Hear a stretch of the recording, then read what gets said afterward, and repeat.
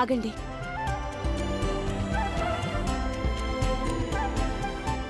నేను ఇంట్లో కేవలం ఒక్క వారమే ఉండిపోతున్నాను.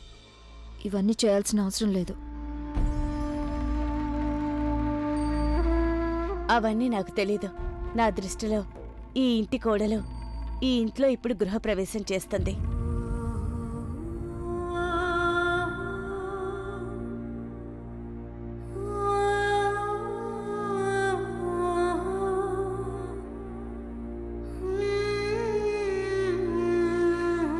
అత్తయ్య రండి, ఇదిగోండి.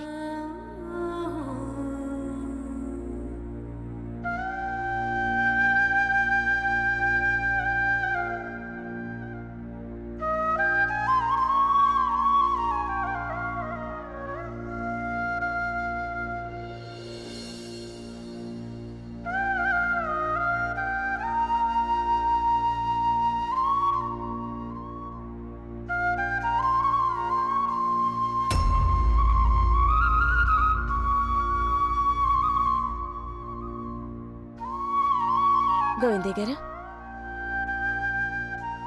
ఇదిగో తీసుకో.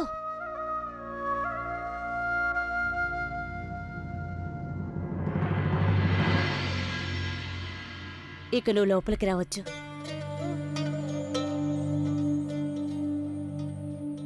ముందుగా నువ్వు నీ కుడికాలు పెట్టిరా.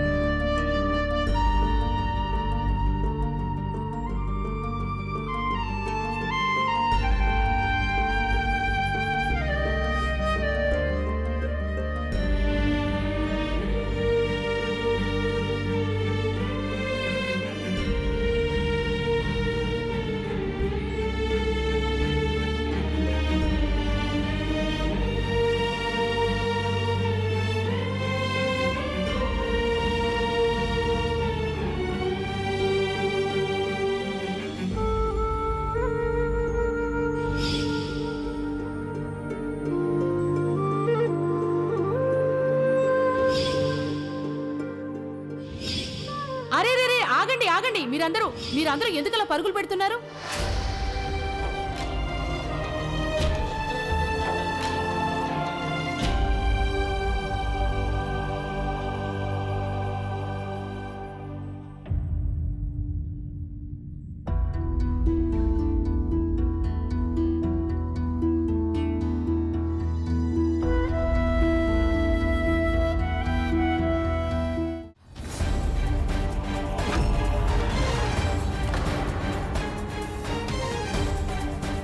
Just leave right away.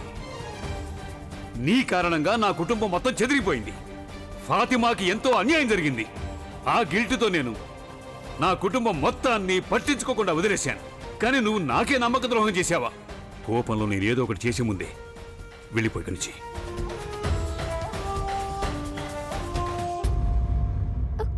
Abbu please, నేను చెప్పేది వినండి. గంగ మాటల్ని అస్సలు నమ్మకండి. నేను కోర్టులో తనకి వ్యతిరేకంగా సాక్ష్యం చెప్పాను. అందుకే తన అబద్ధం చెప్పి నన్ను ఇరికించాలనుకుంటుంది. నేనేమీ చేయలేదు. ఈ ప్రపంచంలో నాకు మీరు తప్ప ఇంకెవరున్నారు?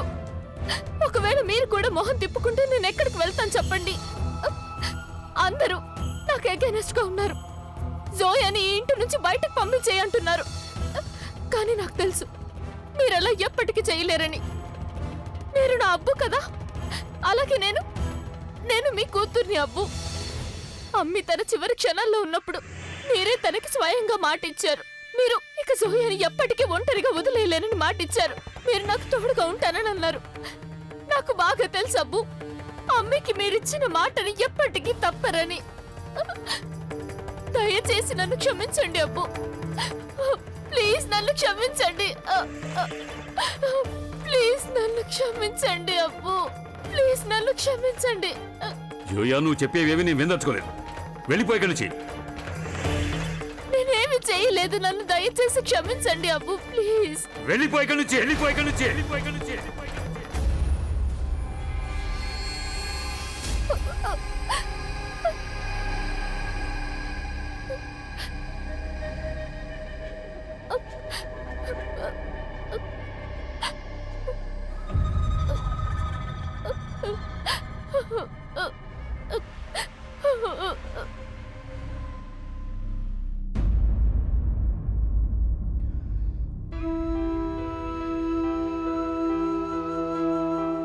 మాధవి, నేను చేసిన తప్పుకు నిన్ను క్షమాపణ అడిగే అర్హత కూడా నాకు లేదు.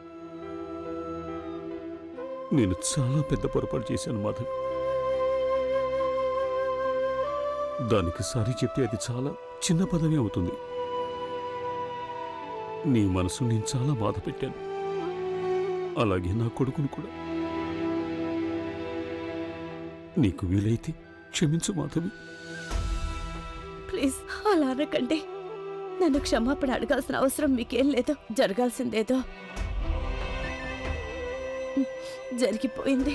గడిచిన విషయాలను మళ్ళీ గుర్తు చేసుకొని ఆలోచించడం వల్ల మనకి బాధ కలగడం తప్ప ఇంకేమీ మిగలదు. అందుకే గడిచిపోయిన దాన్ని మనం పూర్తిగా మర్చిపోవాలి.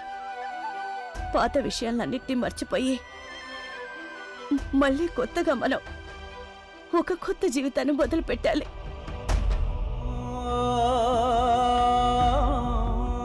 థ్యాంక్ యూ మాధవి, చాలా కరెక్ట్గా చెప్పు.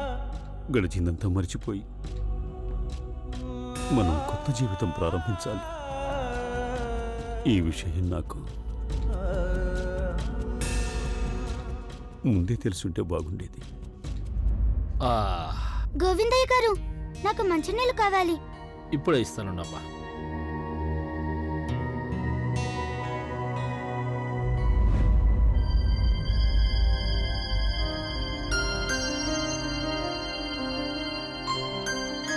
అరే అరే, ఏం చేస్తున్నావు గంగా? అలా చేయకూడదు. నేను గంగని కాదు గోవిందయ్య గారు, నేను కృష్ణని. గంగ అయితే మా అమ్మ కదా, నేను కూడా తనలాగే ఉంటాను. నువ్వు గంగలాగా కనిపించటమే కాదు, అలవాట్లు కూడా తనలాగే ఉన్నాయి. పచ్చడి తీయటానికి నువ్వు ఇప్పుడు పచ్చడి సీసాలో చేయి పెట్టబోయావు కదా, గంగ కూడా అలాగే చేసేది. ఎప్పుడైనా వంటగదిలోకి వచ్చిందంటే పచ్చడి దగ్గరికే వెళుతుంది. నేను తనకి ఎన్నోసార్లు చెప్పాను, అమ్మ గంగ, అమ్మగారి దగ్గర నువ్వు తిట్లు తింటావు, నీ వల్ల కూడా నాకు తిట్లు పడతాయి అని. కానీ తను ఎప్పుడూ వినేది కాదు. మీకు మా అమ్మ తన చిన్నప్పటి నుంచి తెలుసా? నా కళ్ళ ముందే పెరిగింది. నా కూతురిలాగా పెంచాను నేను తన్ని. ఇంకా చెప్పండి నాకు అమ్మ గురించి ప్లీజ్. తన చిన్నప్పుడు ఏమేం చేసేది? చాలా అల్లరి చేసేదా తను? చాలా అల్లరి పిల్ల గంగ. అమ్మగారు తన్ని అల్లరి పిల్ల అని పిలుస్తుండేవారు. అందర్నీ తన వేళ్ల మీద ఆడించేది ఎప్పుడు. చాలా విసిగించేది అందర్నీ. అలాగే అందర్నీ చాలా జాగ్రత్తగా చూసుకునేది. అమ్మా నాన్న ఇద్దరు బెస్ట్ ఫ్రెండ్సా? హా, ఒక్క నిమిషం కూడా పడేది కాదు వాళ్ళకి. అంటే ప్రతి చిన్న విషయానికి ఇద్దరూ గొడవ పడుతూ ఉండేవాళ్ళు. ఆ చిన్న విషయానికే వాళ్ళ మధ్య చాలా రోజులుగా గొడవలు జరుగుతూ ఉండేవి. ఈ రోజుకి వాళ్ళ గొడవలు అలాగే నడుస్తున్నాయి. ఇంకా చిన్నపిల్లలే నిజంగా. అది సరే, అమ్మకి ఇష్టమైన విషయాలేంటి? తన ఫేవరెట్ గేమ్? నువ్వు నా వెనకాలే ఇక్కడి దాకా వచ్చావు ఎందుకంటే నేను కృష్ణని ఇంప్రెస్ చేయడానికి ఏం కొన్నాను, ఏం చేయబోతున్నానని చూడ్డానికి. నువ్వు చిన్నప్పటి నుండి చీటర్వే. నిజాయితీ గురించి మాట్లాడుతున్నాడు. నా గురించి నీకంత బాగా తెలుసన్నప్పుడు నా కళ్ళల్లో, నా మనసులో నీ మీదున్న ప్రేమ నీకెందుకు కనిపించట్లేదు?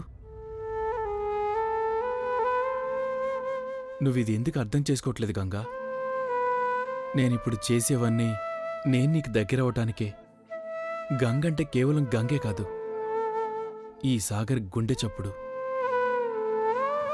గంగ లేకపోతే